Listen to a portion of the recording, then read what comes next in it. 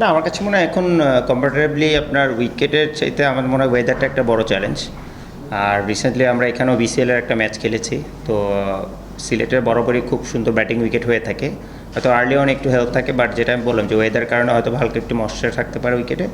But all in all it's always great to be back in Sylhet. আর এখানে ফ্যাসিলিটিসও বাংলাদেশে আমি মনে করি one of the top class. উইকেটের কোয়ালিটি বলেন, হোটেল বলেন, ফুড, এভরিথিং।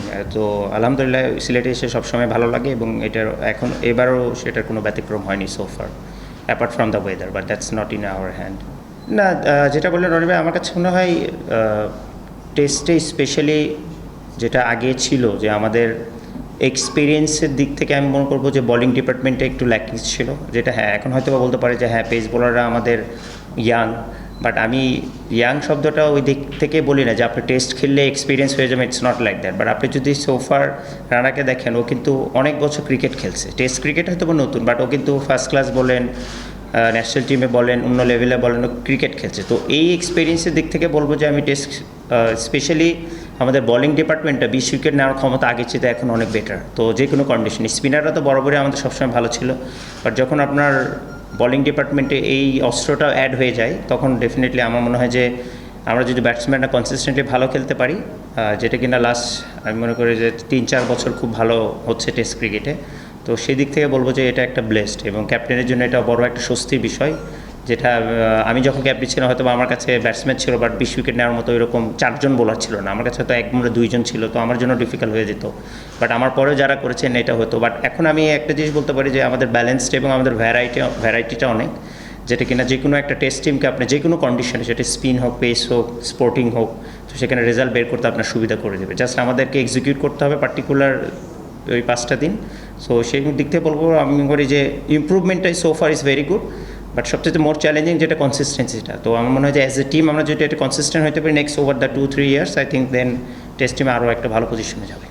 এনভায়রনমেন্টটা আমি মনে করি যে অবশ্যই খুবই ভালো। আর অবশ্যই আমি my end of my almost career, তো every day it's a blessing for me, এবং আমি খুবই এনজয় করছি। এবং আমি সবসময় টেস্ট ক্রিকেট সবসময় প্রাধান্য দিয়ে থাকি অন্যরকম। এবং এমন করে বাংলাদেশ টেস্ট ক্রিকেটে এত দূর আসার পেছনে আমার করে দুটো ব্যক্তি খুবই অনেক বড় অবদান, সেটা হচ্ছে একটা মমিনুল আর তাইজুল। কারণ আমি লাস্ট 2-3 বছর ধরে যেটা ফিল করছি, একটা ফরম্যাট খেলছি, তো I can easily feel their pain, যে লাস্ট ওরা almost 10 to 12 years without any complaining or anything, day in day out ওরা কাজটা করেছে, প্রসেসটা মেনটেন করেছে, but it's not that easy. তো আমি মনে করি যে ওই জায়গা থেকে আমি মনে করি যে আমি যতটুকুই খেলি ওই দুইজনের দিকে তাকিয়ে আমার কাছে আরও বেশি ভালো লাগে, যে আমি হয়তো বা কন্ট্রিবিউট করতে পারলে ওদের হাসিটা বা ওদের ওই খুশিটা আরও দ্বিগুণ হয়ে যায়। আর যেটা বললে যে আবহাওয়াটা, আমি মনে করি যে ইটস ভেরি পজিটিভ একটা ভাইব, যেটা কিনা কারণ স্বাভাবিক এখানে ম্যাক্সিমাম দেখা যায় যে কনসিস্টেন্ট পারফর্মারের সংখ্যাটাও এখন অনেক বেশি। তো একটা টিমে যখন আপনার কনসিস্টেন্ট পারফর্মারের সংখ্যা থাকবে,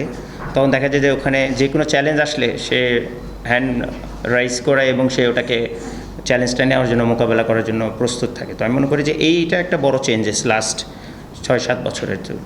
না, আমার কাছে মনে হয় যেটা বললে যে প্রিপারেশন, এটা আসলে যার যা ইন্ডিভিজুয়াল থিং, বাট যেটা আমার জন্য অ্যাপ্রোপ্রিয়েট হয় বা যেটা আমার জন্য প্রিপারেশনে আমাকে যেটা কনফিডেন্স দেয়, সেই দিক থেকে আমি চেষ্টা করি আমার প্রসেসটা যেন মেনটেন করা যায়। সো সেই দিক থেকেই করা, কারণ অ্যাজ এ টিম যখন আপনার ট্রেনিং করে স্বাভাবিক ওখানে 15টা ছেলে থাকে বা 15টা প্লেয়ার থাকে, তাদেরকে এট এ টাইম ওই জায়গাটা অ্যাকোমোডেট করা যায় না। তো এই জন্য আমি একটু এক্সট্রা সময় একটা বের করি, যেটা যেন আমি আমার মতো করে একটু করতে পারি।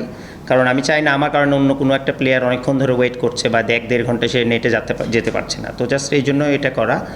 আর ওয়ানডে ক্রিকেটে যেটা বললেন, আমার মনে হয় যে হ্যাঁ অবভিয়াসলি আমার কাছে এসেছিলো ম্যাচেস, বাট আমি মনে করি যে বাংলাদেশ টিম ইনশাল্লাহ এমন একটা পর্যায়ে এখন আছে এবং ইন ফিউচারেও যাবে। আমার ইনশাল্লাহ মনে করি যে ওইরকম সার্ভিস দরকার হবে না।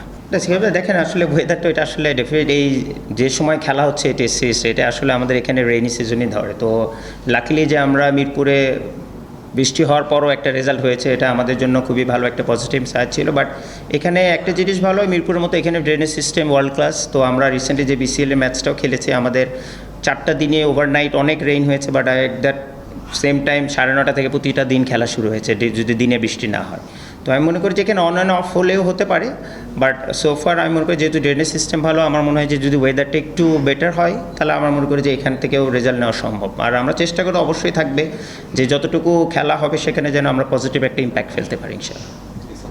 যেটা বললাম যে আমাদের কিন্তু ফার্স্ট টেস্টের আগেও প্ল্যান ছিল যে স্বাভাবিক আমরা জানি যে এখানে এখন ওয়েদারটা, যেটা আমি বললাম যে এখন রেইনি সিজন অলমোস্ট, তো আমরা জানি যে ঢাকার টেস্ট পুরোটা হলেও আমরা জানতাম যে অন অ্যান্ড অফ হবে, কারণ ওয়েদার ফরকাস্ট এরকম ছিল। তো বিং এ প্রফেশনাল ক্রিকেটার আমি মনে করি যে এটা একটা ডেইলি রুটিন আমাদের এখন। আর সেকেন্ড থিং মনে হয় এটা অবশ্যই ওভার থিঙ্ক করার কিছু নেই, বাট মেক শিওর আমি যেন সুইচ অন আর সুইচ অফটা করতে পারি। মেক শিওর যখন আমার এটা কাজ শুরু হবে তখন যেন আমরা সুইচ অন থাকি, আর যখন হবে না তখন যেন আমরা কমপ্লিটলি অফ থাকি এবং আমরা অন্য কিছু নিয়ে ফোকাস করতে পারি।